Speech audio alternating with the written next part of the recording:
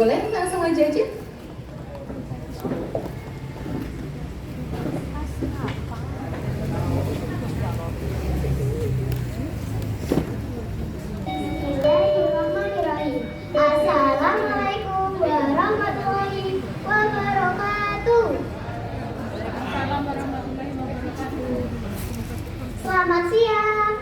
Apa kabar semuanya? Baik. Semoga Dewan Juri, Bapak Ibu Guru, pendamping serta teman-teman semuanya sehat selalu ya. Perkenalkan, nama saya Askana Talita Isanti. Saya saat ini duduk di kelas 4 SDN Bungo Negeri, Kecamatan Tulakan. Teman-teman semuanya, saya akan membawakan cerita yang berjudul Pertempuran di Hutan Turusan.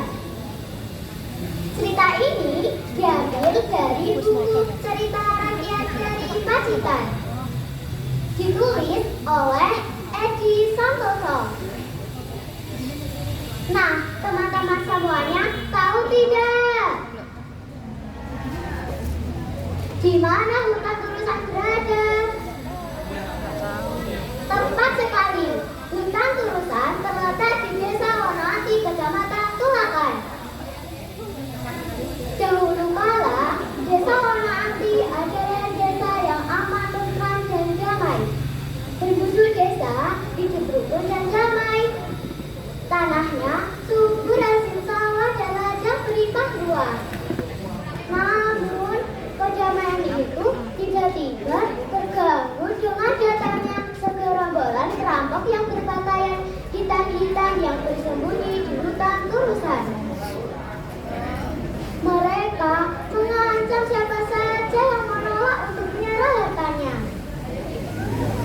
Ki Lurah menyusun kekuatan untuk menyerang para perampok di hutan Turusan. Ki Lurah memimpin rombongan pemuda bersenjata menuju hutan Turusan. Pertempuran sengit terjadi antara pemuda desa dan para perampok. Namun, rupanya para perampok cukup kuat dan sulit dikalahkan. Sehingga pemuda desa Wonoati pun terpaksa mundur. Untuk mengatasi kemulut di desa Wonoati, Ki Lurah Wonoati pun melaporkan kepada Bupati Pacitan. Bupati Pacitan membuat sayembara. Barang siapa yang bisa menumpas para perampok di hutan Turusan akan mendapatkan hadiah besar berupa uang dan pakaian. Datanglah seorang laki-laki, badannya ceking, kurus, kering menghadap Bupati Pacitan. Laki-laki tua bernama Ki Brogojati itu meminta izin untuk mengikuti sayembara. Dan berangkatlah Ki Brogojati ke tengah hutan Turusan.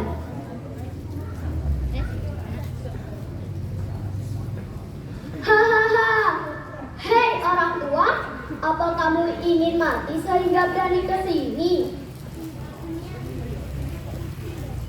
Mati dan hidup adalah urusan Tuhan. Selagi hidup, kita harus berbuat kebaikan. Untuk apa hidup jika berbuat kejahatan dan dosa?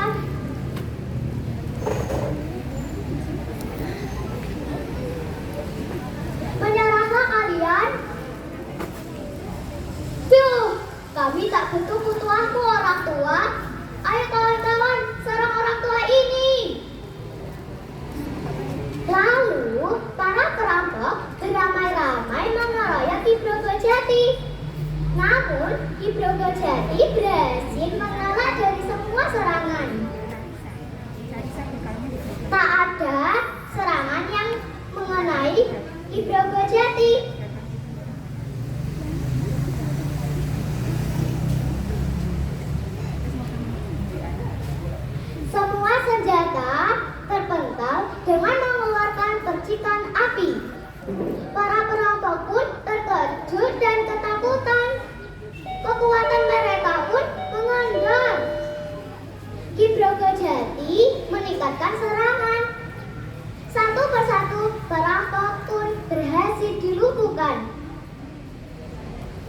Demikian cerita dari saya. Wassalamualaikum warahmatullahi wabarakatuh.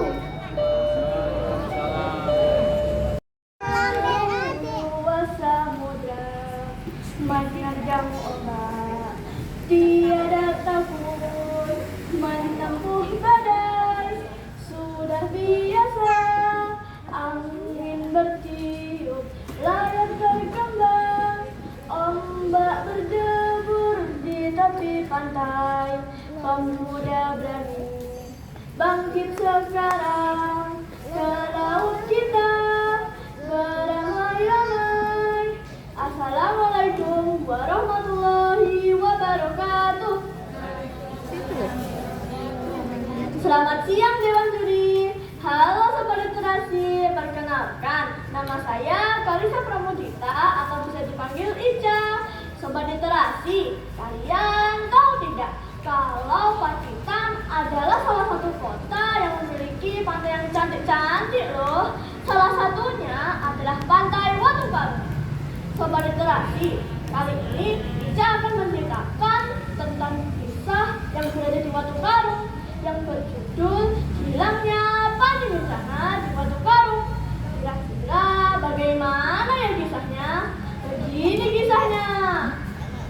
Dahulu kala ada seorang tokoh terkemuka di daerah Watu Karung bernama Gambang Jiwo. Gambang Jiwo mempunyai anak yang cantik, cerita, dan santun bernama Sri Kertosari. Suatu hari datanglah seorang pemuda dari daerah jauh datang ke Watu Karung. Tuan, saya dari negeri jauh, bolehkah saya tinggal dan bekerja di sini? Izinnya kepada Gambang Jiwo.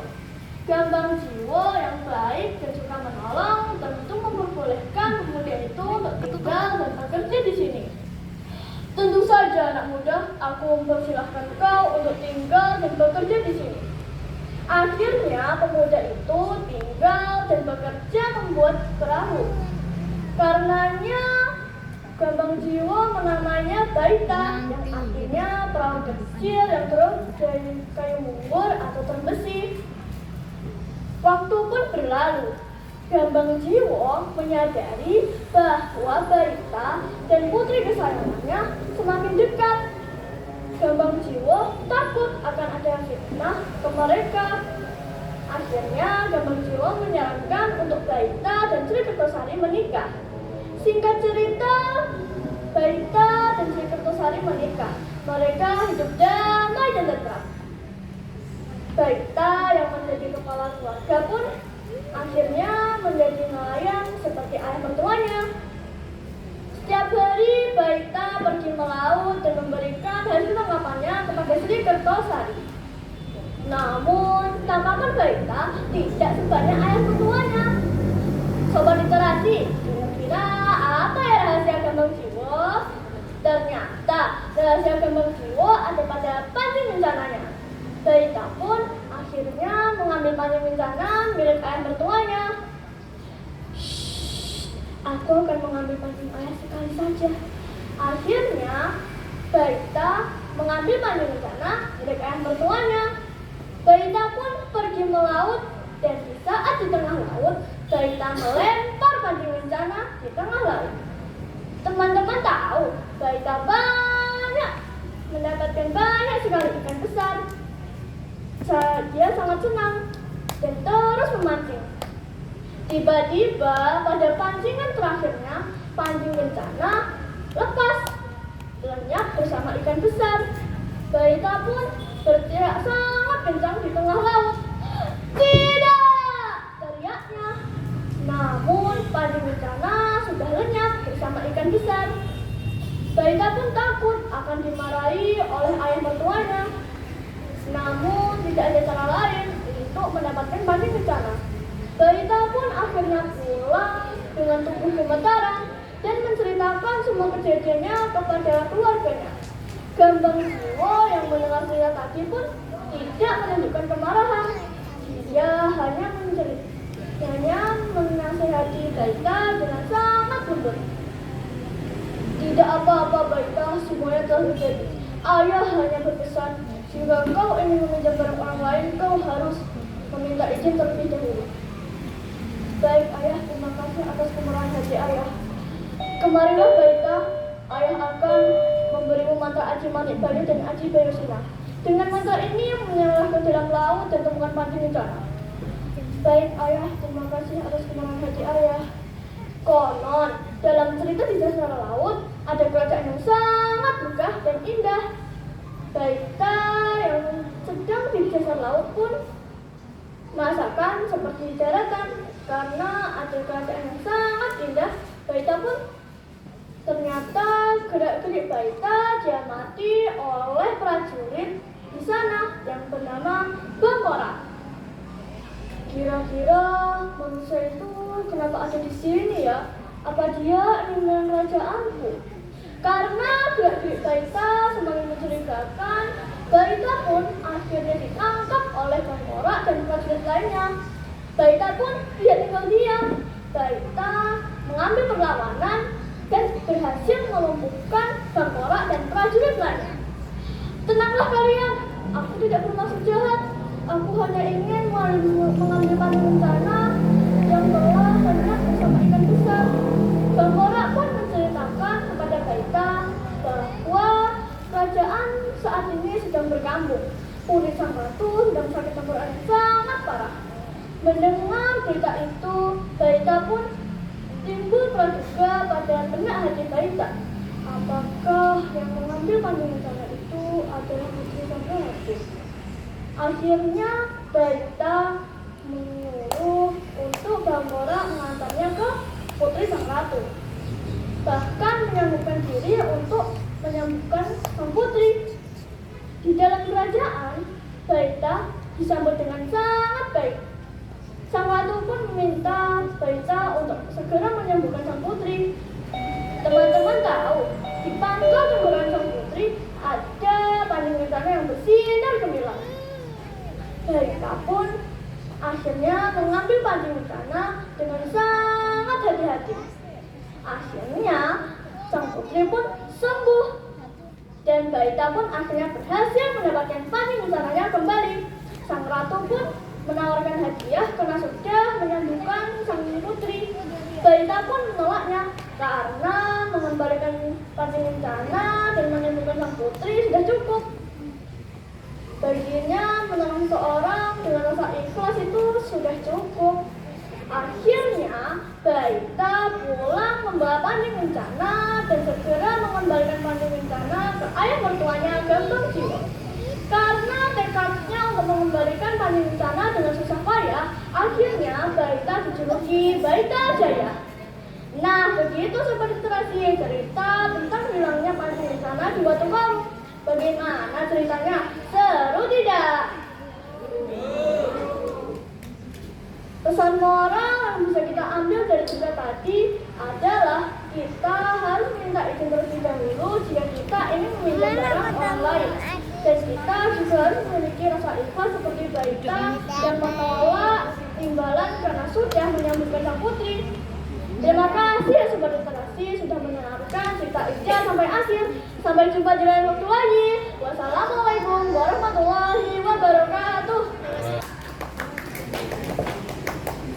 Oh temanku, dengarlah ceritaku. Cerita asli dari tempat tinggalku. Ceritanya baru dan penuh ilmu. Oh temanku, dengarkanlah ceritaku. Bismillahirrahmanirrahim. Assalamualaikum warahmatullahi wabarakatuh. Selamat siang Dewan Juri. Halo sobat literasi. Perkenalkan, nama saya Aldis Taonadio Bastian atau bisa dipanggil Dio. Nah, kali ini Dio ingin menceritakan cerita dari tempat tinggal Dio yang berjudul Kiai Santri. Kira-kira bagaimana ya ceritanya? Gini ceritanya, dalam kisah ada dua dusun tertua dari zaman Buddha teman-teman. Namanya Dusun Mojo dan Dusun Maling Mati. Pada waktu itu pejabat Dusun Mojo disebut Kiai Ageng Mojo dan yang di Maling Mati disebut Kiai Ageng Maling Mati.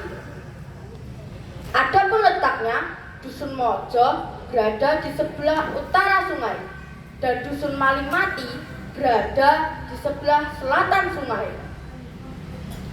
Tidak disebutkan asal-usul mereka berdua, hanya menurut cerita Kiai Ageng Mojo adalah putra dari Nyai Ageng Mojo. Dan konon katanya Nyai Ageng Mojo adalah putri dari Ratu Majapahit. Suatu hari Kiai Ageng Mojo pergi ke ladang dan istrinya berada di rumah. Nyai Ageng Mojo suka bernyanyi lagu Jawa atau nyinden. Pada waktu itu Nyai Ageng Mojo sedang bermain gamelan sambil nyinden. Tanpa ia sadari, di luar ada tamu seorang laki-laki yang bernama Kiai Santri. Kiai Santri sangat terkesima mendengar lagu yang dinyanyikan Nyai Ageng Mojo. Karena terbawa alunan lagu, tak sengaja ia masuk ke dalam rumah dan ikut bernyanyi, atau dalam bahasa Jawa disebut nyanggai. Tiba-tiba Kiai Ageng Mojo pulang dari ladang dan melihat istrinya sedang nyinden dan ada seorang laki-laki yang nyanggai. Dalam benak Kiai Ageng Mojo, pasti mereka saling menyayangi. Tanpa pikir panjang, ditusuklah Kiai Santri dan berlari ke belakang menusuk istrinya. Seketika istrinya langsung meninggal, tetapi Kiai Santri belum meninggal. "Kau telah membunuhku, orang yang tidak berdosa." Kiai Ageng Mojo pun menjawab, "Hai orang hina, apakah kau bisa mengatakan tidak berdosa? Apakah kau tidak merasakan dosamu yang kau gendong? Kau telah berbuat zina dengan istriku." Kiai Santri pun menjawab, "Seperti ini pikiranmu, tetapi tidak seperti yang kau katakan. Oke, untuk bukti kebenaran, aku akan memohon kepada dewa. Duh, dewa, hamba mohon bukti kebenaran bahwa aku ini tidak salah.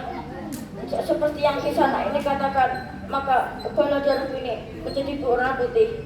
Dan terkejutlah Kiai Ageng Mojo seketika darah Kiai Santri berubah menjadi berwarna putih, dan langsung merangkul kedua kaki Kiai Santri dan mohon ampunan. "Kisana, saya telah keliru, telah gegabah kepadamu, telah menuduhmu berbuat dosa. Aku minta maaf Kisana." Kiai Santri pun menjawab, "Namaku Kiai Santri. Aku adalah pengembara yang tidak punya tempat tinggal. Jangan menyesal atas apa yang kamu perbuat, bahwa memang sudah digariskan dewa. Kematianku ada di tanganmu." Setelah berkata demikian, Kiai Santri pun menghembuskan nafas terakhirnya.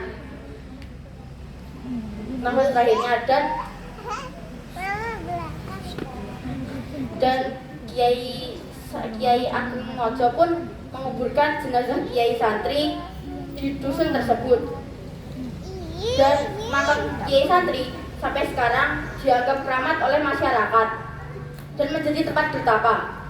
Orang-orang yang pernah bersemedi di tempat tersebut tidak hanya dari dusun itu, bahkan ada yang sampai dari luar negeri, tapi tidak menyebutkan siapa asli dirinya, tetapi hanya menyamar menjadi penduduk dusun tersebut. Sobat Literasi, begitulah cerita tentang Kiai Santri. Menarik bukan? Pelajaran yang bisa kita ambil dari cerita tersebut, jika kita masuk ke dalam rumah orang, kita harus meminta izin terlebih dahulu, dan kita tidak boleh asal menuduh orang. Sekian cerita yang bisa dia ceritakan. Sebelum dia akhiri, dia ada pantun nih. Ikan tombro, ikan lele. Dia pamit undur diri ya. Wassalamualaikum warahmatullahi wabarakatuh. Waalaikumsalam warahmatullahi wabarakatuh. Sirnoboyo atas nama Ziyadah Novia Azharo. Boleh beri tepuk tangan yang meriah untuk Ziyadah. Luar biasa.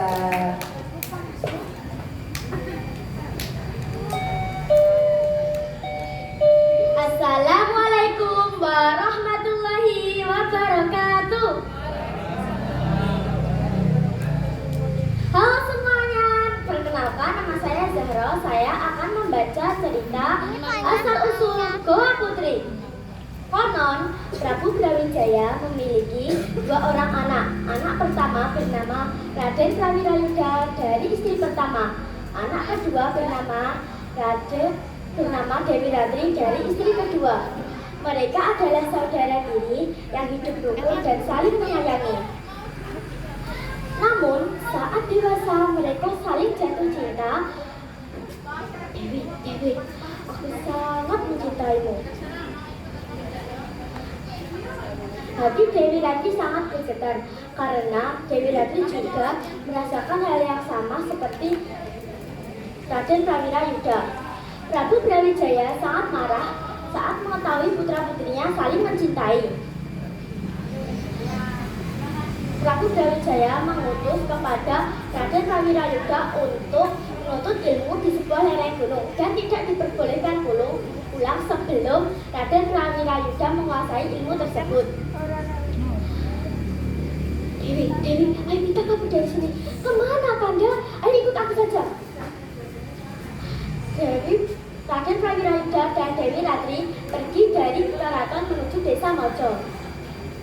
Sampainya di tengah-tengah perjalanan, mereka bertemu dengan prajurit yang diutus oleh Raden Prabu Brawijaya. Prajurit tidak berani melanjutkan perjalanan karena mereka takut kepada Raden Prawirayuda. Raden Prawirayuda dan Dewi Ratri melanjutkan perjalanan ke hutan Kobong. Sampainya di hutan Kobong, mereka bersembunyi di situ bertahun-tahun dan akhirnya mereka berpindah tempat di sebuah goa. Goa itu yang sangat besar dan luas. Raden Prawirayuda akhirnya meninggalkan Dewi Ratri ke sebuah tempat yaitu yang disebut goa. Goa itu Dewi Ratri ditinggalkan di situ dan Raden Prawirayuda akhirnya pergi berjalan menuju Kalak. Sampainya di Kalak, Raden Prawirayuda membangun istana yang diberi nama Istana Rati. Beberapa hari kemudian, Raden Prawirayuda menikah dengan Putri Ki Ageng Tembayat. Lalu, malam Raden Prawirayuda merenung dan ia ingat bahwa ia pernah meninggalkan Dewi Ratri di sebuah goa. Sampainya di keesokan harinya, Raden Prawirayuda mengunjungi Dewi Ratri. Sampainya di goa, Dewi Ratri diajak oleh Raden Prawirayuda ke istana. Sampai di istana, betapa hancur hati Dewi Ratri karena melihat ada Putri Ki Ageng Tembayat. Putri Ki Ageng Tembayat itu ternyata sudah menikah dengan Raden Prawirayuda. Dewi Ratri berlari menuju goa yang ditempatinya. Sampainya di goa, Dewi Ratri bertapa dan berdoa sampai tubuhnya hilang begitu saja. Goa tersebut sampai sekarang dipanggil Goa Putri karena pernah ada putri raja yang bertapa di situ. Pesan yang kita dapat petik dari cerita tersebut, kita harus menuruti perintah orang tua. Karena kita kalau melanggar perintah orang tua, kita pasti akan berdosa. Sekian dari cerita saya. Wassalamualaikum warahmatullahi wabarakatuh. Waalaikumsalam. Sudah lega? Peserta 36 dari SD Negeri 2 Baleharjo Pacitan. Atas nama Safila Khairin Niswa, boleh beri tepuk tangan yang meriah.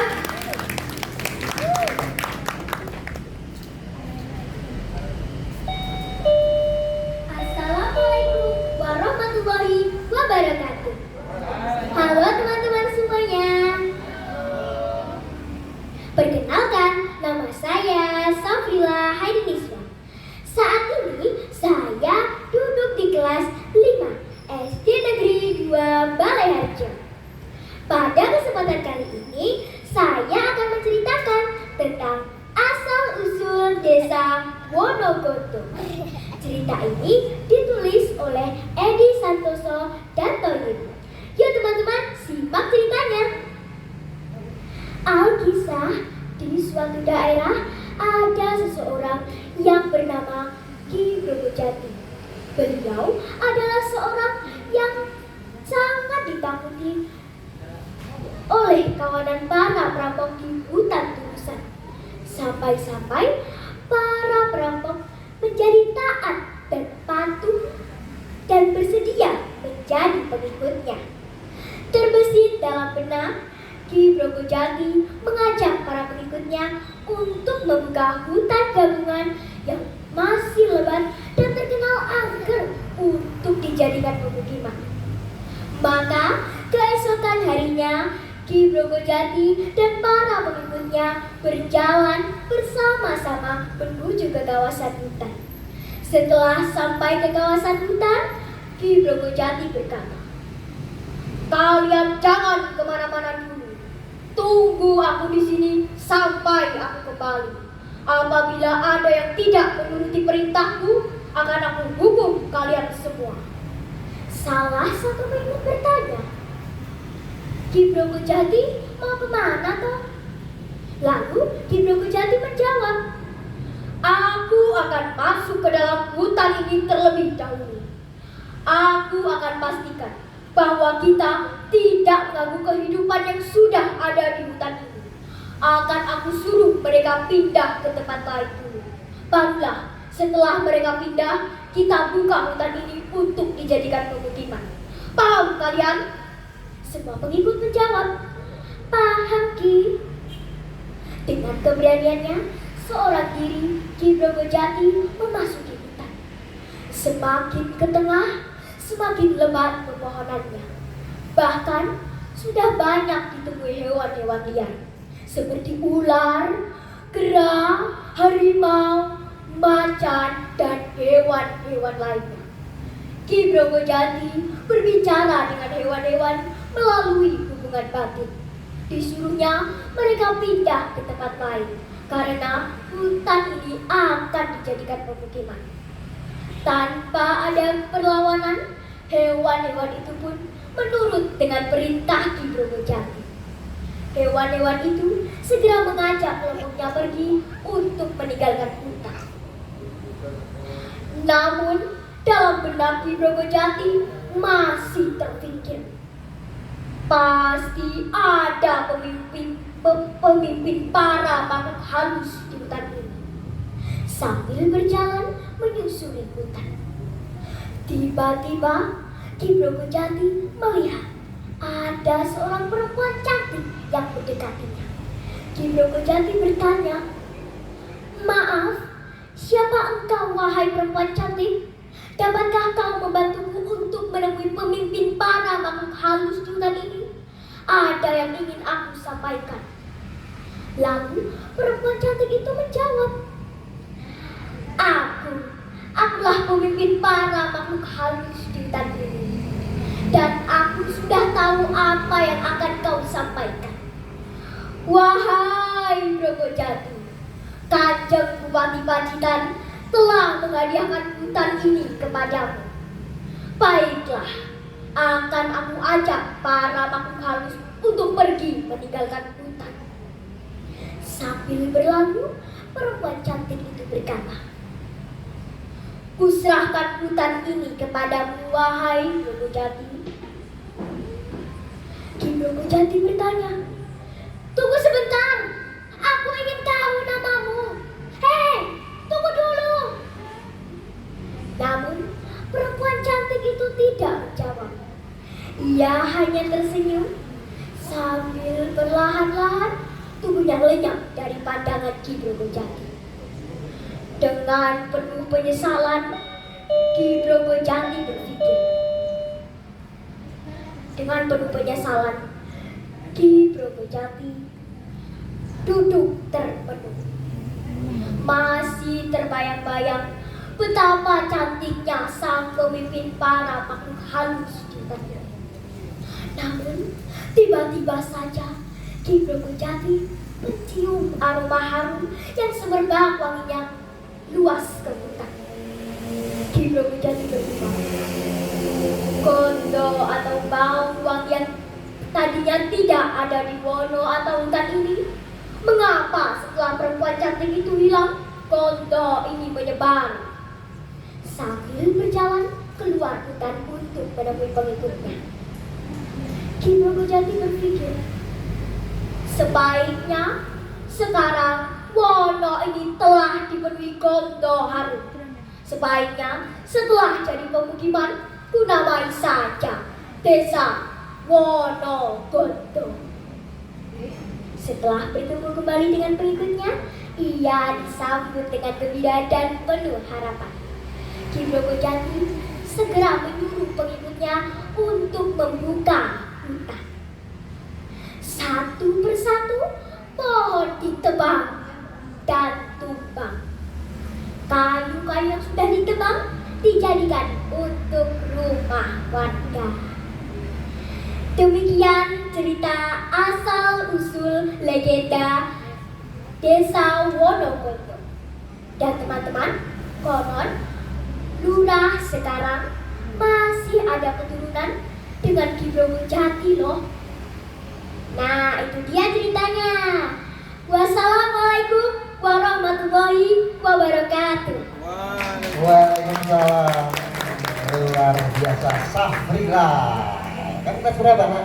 Kelas 5. Kelas 5. Safrila ya, terus bagus juga, begitu bagus memerankan Brogojati ya.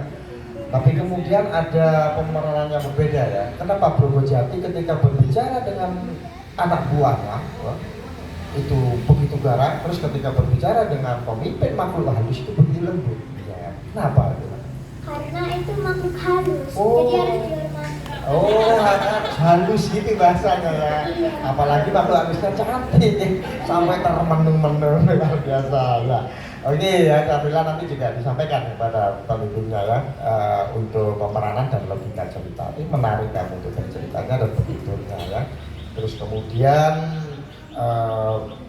Brogojati ya, sampai sekarang ternyata ada keturunan atau kepanisan keluar dari Brogojati. Baik, itu nanti bisa dicari lagi ya. Sip. Oke Safrila, terima kasih. Oke, Safrila, suaranya lembut banget. Safrila ketika menyampaikan cerita ini, Bunda penasaran aja sih tadi, masalah blocking aja. Tadi Safrila kan kalau narasi selalu di depan ya. Tadi ada bagian yang sambil berjalan Brogojati berpikir, ada ya bagian itu ya? Ada. Gimana coba? Sambil berjalan Brogojati berpikir, terus Brogojatinya sambil berbungam-bungam gitu. Bagian mana itu coba? Saya lupa. Yang gondo itu. Enggak, yang sebelumnya, yang dia baru masuk ke hutan. Sambil berjalan, Brogojati berpikir, terus Pasti ada pemimpin Nah. para makhluk halus di hutan. nah, coba sambil berjalan Brogojati berpikiran gitu, tapi sambil pastinya tuh sambil jalan ke sana. Itu kan lagi jalan ke hutan. Bayangkan lagi jalan di hutan sambil begini.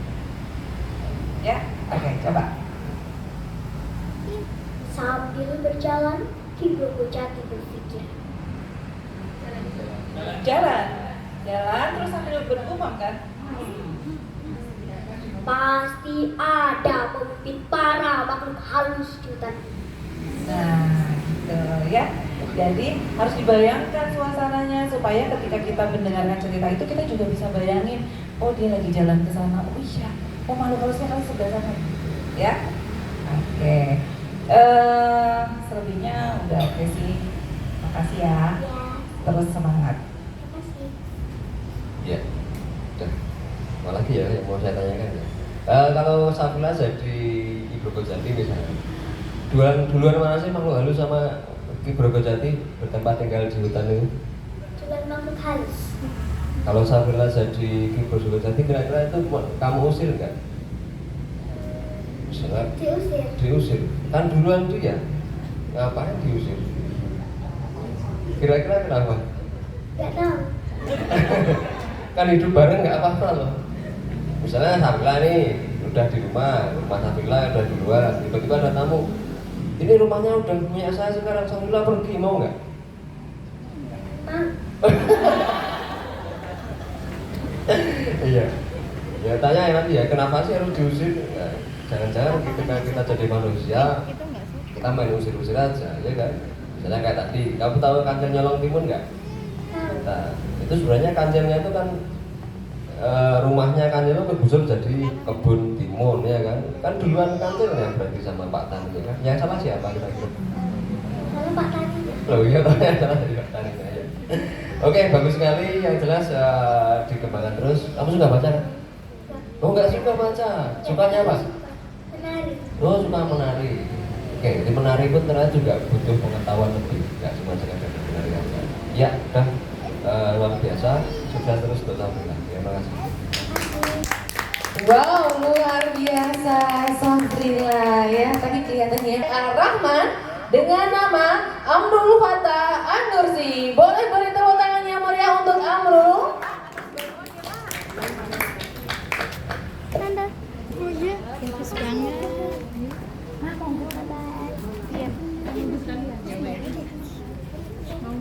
Assalamualaikum warahmatullahi wabarakatuh.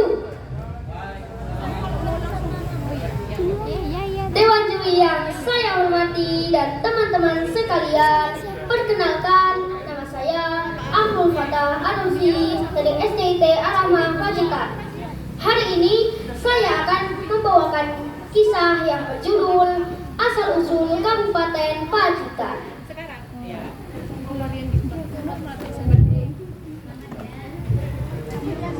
Pada zaman dahulu kala, Pangeran Mangkubumi dan pengikutnya melakukan perang gerilya melawan penjajah Belanda.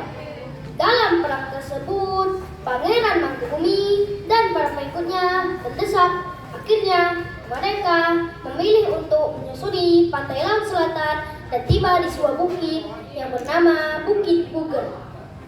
Di Bukit Puger itulah Pangeran Mangkubumi dan para pengikutnya yang sisa 12 orang beristirahat. Salah seorang dari pengikut Pangeran Mangkubumi yang bernama Setro Ketipo yang mengurus kuda Pangeran Mangkubumi rasa iba karena Pangeran Mangkubumi dan para pengikutnya rasa lelah, haus, dan kelaparan. Akhirnya dia mengajukan diri untuk mencarikan makanan dan minuman untuk Pangeran Mangkubumi dan para pengikutnya.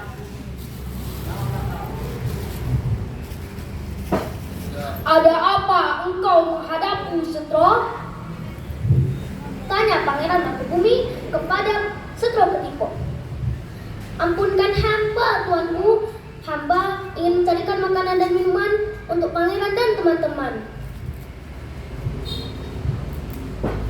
Tentu aku mengizinkanmu, Setro. Akhirnya, Setro Ketipo mencari makanan dan minuman untuk pangeran dan teman-temannya. Saat dia mencari, dia menemukan banyak pohon buah-buahan. Tapi, buah-buahan itu bentuknya jelek dan baunya menyengat.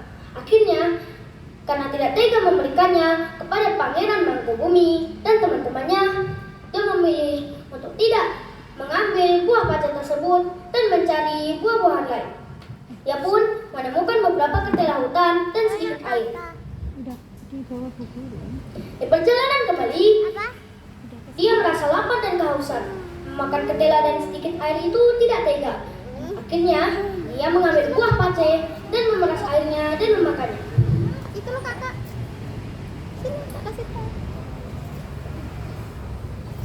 Sini ya. Ini ambil dulu kalau mau. Gimana?